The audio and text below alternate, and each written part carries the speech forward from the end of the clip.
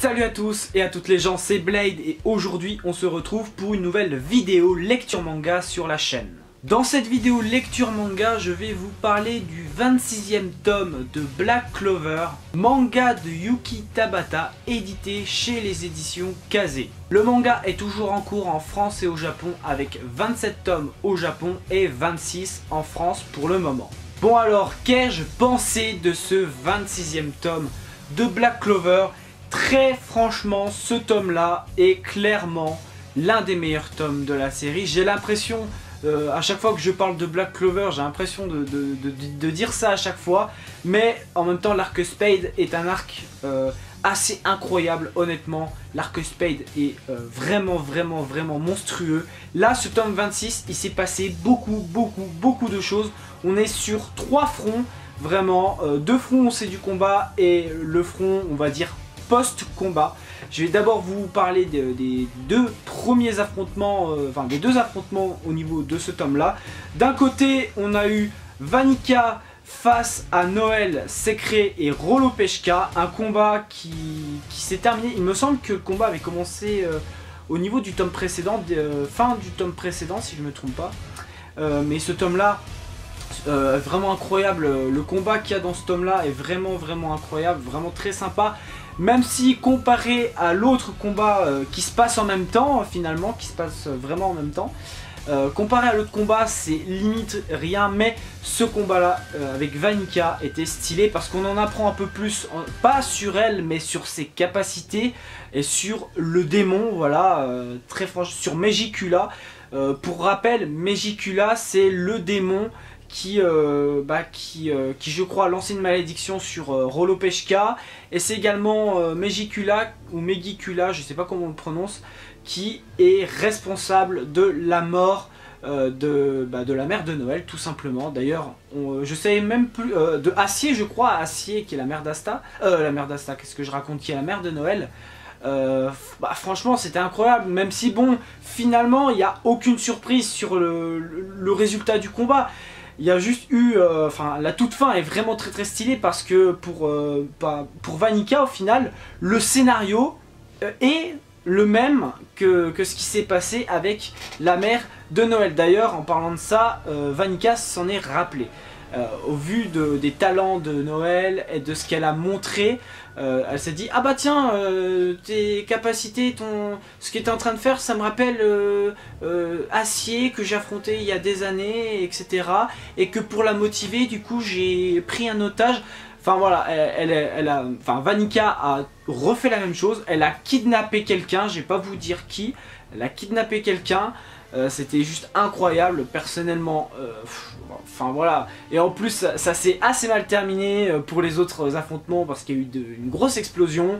Bon, on se doute qu'ils sont pas morts, hein, on se doute qu'ils sont pas morts, mais quand même. Donc c'était juste vraiment incroyable. Et l'autre combat avec Yami face à Dante, je sais pas si c'est...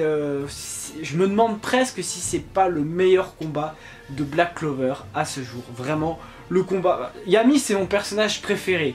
Et le fait qu'il soit encore bien mis en avant dans ce tome-là, ça fait giga plaisir. On a un Yami face à Dante, et Yami est en difficulté. Peut-être pour la première fois, Yami a vraiment beaucoup de mal à affronter son adversaire et à le battre.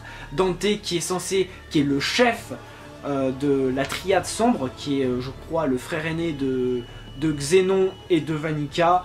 Et c'était incroyable vraiment, et surtout le moment où il demande à Asta de venir l'aider parce qu'à lui seul il n'est pas capable de vaincre Dante. C'était incroyable, surtout que Asta repense à certains moments qu'il a eu avec Yami. Ce moment là est marquant, et surtout quand il lui dit à tes ordres chef ou capitaine, enfin je sais plus exactement ce qu'il lui a dit, mais enfin voilà, il y a eu un duo Asta-Yami masterclass, vraiment masterclass ce moment là, le duo Asta-Yami face à Dante. Et voilà, la finalité a été assez surprenante. Moi quand j'ai lu ça avec les scans, j'étais surpris parce que je m'attendais pas du tout à cette finalité. Et à la toute fin, voilà, ça se passe très mal pour Yami qui va se faire embarquer par Xénon. Voilà, Xénon était là, enfin est là récupérer le corps inconscient de Dante. Et en même temps pour capturer Yami, il fait tout à la fois, voilà. Donc c'est la grosse merdasse, vraiment c'est la grosse merde. Mais en tout cas, Yami aura proposé un combat super intéressant avec l'aide d'Asta qui a eu recours voilà, à son démon. Il y a eu une petite discussion d'ailleurs. Voilà, je vais pas vous en dire plus. En gros, il y a une sorte d'échange, prête-moi ton pouvoir et en échange, voilà, mais je vais pas vous en dire plus. Donc c'était juste terriblement incroyable. Moi j'étais pas prêt et j'adore, comme je vous ai dit, Yami c'est mon personnage préféré. Et quand j'ai vu ce qui lui est arrivé, bah moi j'ai gueulé parce que voilà, je voulais pas que Yami se fasse avoir. Voilà, très franchement. Bon, voilà, Yami s'est fait avoir parce que il était fatigué, voilà, et voilà, il a surtout été un peu, bah, il a pas été assez prudent. Donc bon, c'est comme ça. Et du coup, il y a eu un dernier gros événement dans ce tome là, après les deux combats, comme je vous ai dit, un événement qui est post-combat, où il y a Asta qui se réveille, tout simplement parce qu'il était un peu inconscient, en train de récupérer de ses blessures, parce qu'il n'a pas pu sauver Yami. Et il va faire la rencontre d'un personnage qui va d'ailleurs ce personnage là va mettre Asta assez rapidement à terre, et ce personnage va se présenter comme étant le vice-capitaine du Taureau Noir. Et voilà, depuis le temps qu'on attendait de voir le vice-capitaine, parce que jusque là c'était le seul vice-capitaine au niveau des compagnies qu'on ne connaissait pas. Donc du coup ça fait plaisir, il a un design assez sympa. Voilà, tout ce que je vais vous dire c'est que son nom, je vais vous le dire en français, son nom c'est Nuit, voilà, mais c'est le nom en allemand, voilà. Donc franchement c'était incroyable, le tome s'arrête sur peut-être un futur entraînement avec Asta pardon, et ce nouveau personnage qui est le vice-capitaine des Taureaux Noirs. Et vraiment c'était très cool parce que finalement tout le monde s'en veut, Vanessa, etc. Le reste de cette capture. Voilà, un tome très intéressant, assez sombre. Vraiment, voilà. Black Clover, c'est incroyable. Donc lisez-le. Ce tome-là, comme je vous ai dit, est pour moi l'un des meilleurs tomes de la série. Il s'est passé beaucoup trop de trucs.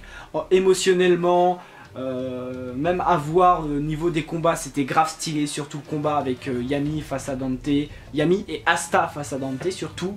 Enfin voilà, ce tome était vraiment incroyable. Si je devais mettre une note à ce tome 26 de Black Clover, je pense que je lui mettrais la note de 10 sur 10 parce que ce tome était vraiment masterclass. Voilà les gens, c'est tout pour cette vidéo lecture manga, j'espère qu'elle t'aura plu. N'hésite pas à me laisser un like, un commentaire pour me dire ce que tu as pensé de ce tome 26. N'hésite pas à me laisser un petit commentaire, ça fait toujours très plaisir. Et n'hésite pas à partager la chaîne, à t'abonner si mon contenu te plaît, voilà, tu connais les bails. Et quant à moi, je me casse et moi je te dis à bientôt pour une prochaine vidéo. Merci d'avoir regardé, allez, Jana.